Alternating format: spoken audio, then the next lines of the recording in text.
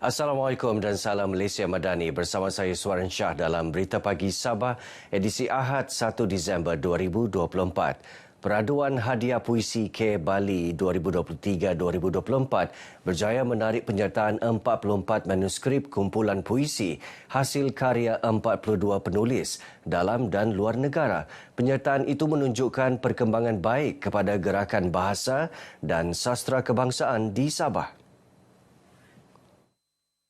Menurut Menteri Sains, Teknologi dan Inovasi Datuk Dr. Muhammad Arifin Muhammad Arif, lebih banyak karya perlu diterbitkan untuk menjadikan Sabah sebagai dataran kesusasteraan Nusantara.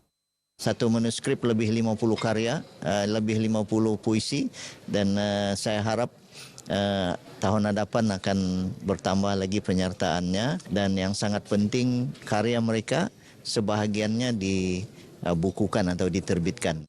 Beliau ditemui media selepas merasmikan acara kemuncak Hadiah Puisi K Bali 2023-2024. Program turut menyaksikan pelancaran 14 buku pelbagai genre yang diterbitkan Ikatan Penulis Sabah IPS sepanjang tahun ini. Menurut Datuk Muhammad Arifin, Kerajaan Negeri komited membantu persatuan dan badan penulis berkaitan bahasa dan sastra melalui inisiatif Sumbangsi Bahasa dan Sastra Sabah Selasi yang diperkenalkan Oktober lalu. Beliau juga menekankan kepentingan penglibatan penulis muda dalam mengasah dan menggilap bakat baharu dalam bidang penulisan bagi melahirkan lebih ramai penulis-penulis tempatan. Pembukaan Here Live Hearing Care Centre Kota Kinabalu diharap dapat mempromosi pelancongan perubatan di negeri ini. Ia sekaligus menjadikan Sabah sebagai destinasi pilihan untuk mendapatkan rawatan berkaitan masalah pendengaran. Pembantu Menteri Pelancongan, Kebudayaan dan Alam Sekitar, Datuk Johnston Bangkwai yakin kecanggihan teknologi dan fasiliti perubatan moden mampu menarik lebih ramai pesakit dari dalam dan luar negara untuk mendapatkan perkhidmatan rawatan di negeri ini. Kita ada beberapa pusat perubatan spesialis di Sabah, termasuklah KPJ dan dengan adanya perasmian hari ini, satu lagi fasilitis perubatan di KPJ ini, kita melihat bahawa KPJ akan menjadi peneraju dalam usaha kita untuk menarik lebih ramai pesakit dari luar Sabah, terutama sekali daripada negara-negara jiran untuk kita punya medical tourism. Beliau ditemui RTM selepas merasmikan fasiliti perubatan ini di ibu negeri. Antara perkhidmatan ditawarkan termasuklah ujian pendengaran, pakar pendengaran dan alat bantu dengar. We are committed to have a continuous improvements in our services and provide a top-notch services to the community, and of course to make sure the Sabahan people are accessible to latest technology and latest developments in the healthcare facility. Penganjuran acara sukan berprestij di daerah-daerah mampu mempromosikan kawasan tersebut kepada pengunjung dari dalam dan luar negara. Ia sekaligus menyumbang pertumbuhan ekonomi kepada penduduk setempat, khususnya dalam sektor pelancongan. Sehubungan itu, Adun Klias Datuk Isnin Aliasni mengalu-alukan persatuan atau badan bukan kerajaan NGO untuk memilih daerah di Sabah khususnya Beaufort bagi penganjuran pelbagai acara sukan. Daerah Beaufort juga mempunyai fasiliti sukan yang cukup baik dan bersedia sebagai lokasi penganjuran acara sukan pada bila-bila masa.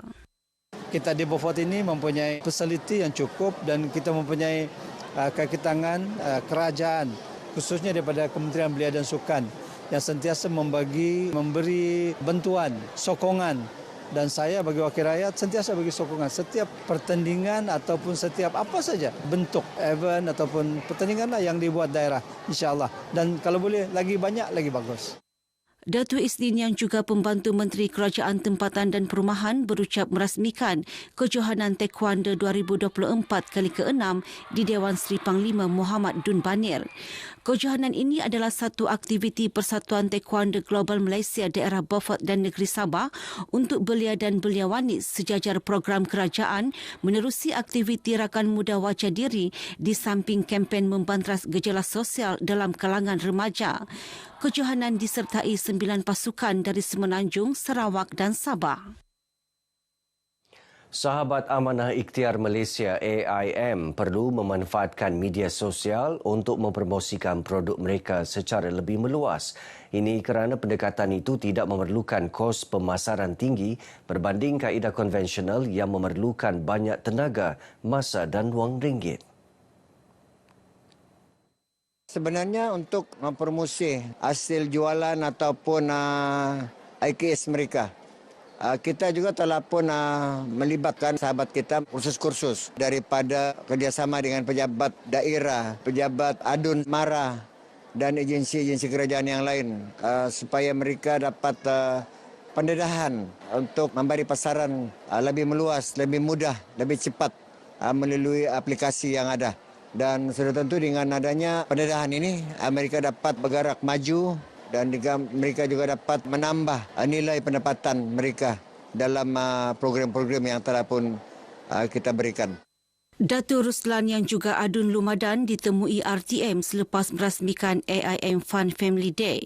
Beliau juga mahu sahabat AIM yang kebanyakannya peniaga kecil-kecilan tepi jalan memohon lesen perniagaan bagi membolehkan mereka mendapatkan bantuan sekali bayar bernilai RM5,000 yang diumumkan kerajaan negeri dalam Belanjawan Sabah 2025.